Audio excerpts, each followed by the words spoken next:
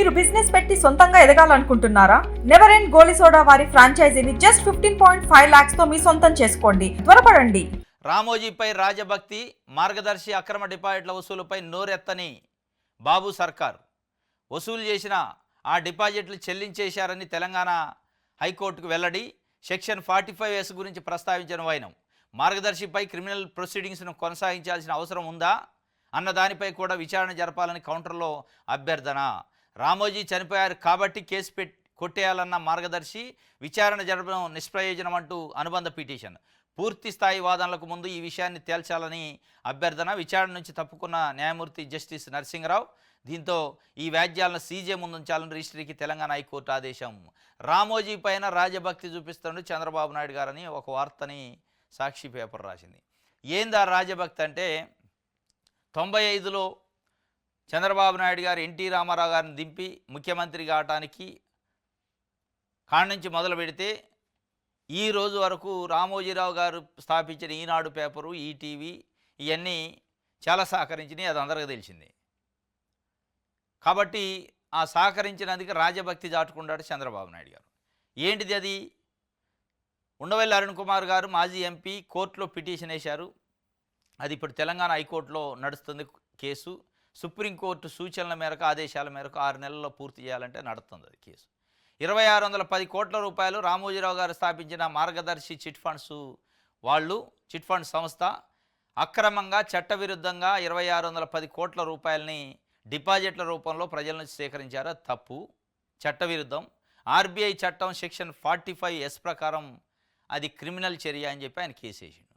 దానిపైన నడుస్తుంది. దాంట్లో ఉండవల్లి అరుణ్ కుమార్ గారితో పాటు తెలంగాణ గవర్నమెంట్, ఇప్పుడు ఏపీ గవర్నమెంట్ కూడా పార్టీ ఉన్నాయి, మార్గదర్శి పార్టీ ఉంది. అయితే ఏపీ గవర్నమెంట్ వైపు నుంచి కోర్టుకి ఇచ్చిన అఫిడవిట్లోట ఏమి లేదు, చేతులు ఎత్తి కూర్చున్నారు. చేతులు ఎత్తి ఏం కూర్చున్నారంటే, మార్గదర్శి ఏ వర్షన్ అయితే తీసుకుందో అదే వర్షన్ వచ్చేటట్టు చెప్తుండట. మార్గదర్శి ఏం చెప్తుంది? 2610 కోట్లు వసూలు చేసినాం, మళ్ళీ వాళ్ళకి ఇచ్చినాం, ఒక 5 కోట్లు ఏదో మిగతా ఉన్నాయి, కొంతమంది క్లెయిమ్ చేసుకోక కానీ మిగతా అన్నీ డబ్బులు ఇచ్చేసినాం అని చెప్పింది. అంటే నేను దొంగతనం చేసినా, మళ్ళీ వాళ్ళకి ఇచ్చిన దొంగతనం ఎవరి దగ్గర చేసినా వాళ్ళకి ఇచ్చినా అని చెప్పినట్టే ఉంది అది. ఇప్పుడు దొంగతనం చేసిన వ్యక్తి దొంగతనం మాఫీ అయిద్దా?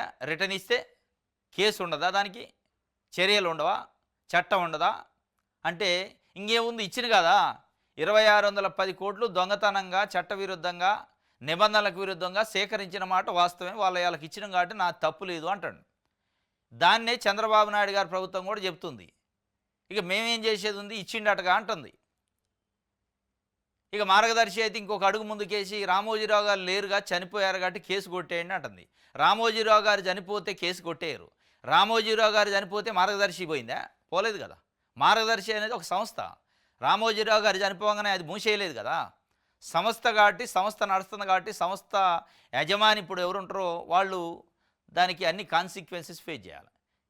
ఇంత పెద్ద పత్రిక నడుపుతున్నారు, టీవీ ఛానల్ నడుపుతున్నారు, జర్నలిజం అంటారు, విలువలు అంటారు, కోర్టును తప్పుదావ పట్టిస్తారు. రామోజీరావు గారు మరణించారు కాబట్టి లాస్ట్ ఇయర్ జూన్లో ఇక కేసు ఏముంది అంటున్నారు.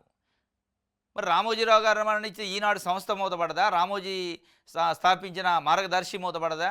Film city మూతపడదా? పడలేదు కదా. అన్నీ నడుస్తూనే ఉన్నాయి కదా. వ్యక్తితో పాటు వ్యవస్థ పోదు కదా. వ్యవస్థ ఉంది, వ్యవస్థ పైన ఇప్పుడు మీరు చెప్పాల్సిన సమానం. తెలంగాణ గవర్నమెంట్ కూడా విచిత్రంగా దీనిపైన ఒక పక్షపాత ధోరణితోనే అఫిడవిట్ వేసిందట. అంటే ఏ కాడికి ఈ కేసును నడిపించడం వాళ్ళకి ఇష్టం లేదు. రామోజీరావు గారు స్థాపించిన మార్గదర్శినో ఈనాడునో ఇబ్బంది పెట్టడం వాళ్ళ ఇంటెన్షన్ కాదు. దానికి స్పష్టంగా కనపడుతుంది. ఇప్పుడు మరి ఉండవల్లి అరుణ్ కుమార్ గారు ఏం చేస్తారో చూడాలి. బాబు బాటలోనే రేవంత్ కూడా వేసినట్టు. మరి బాబు బాటలోనే అతడు బాబు శిష్యుడే కదా.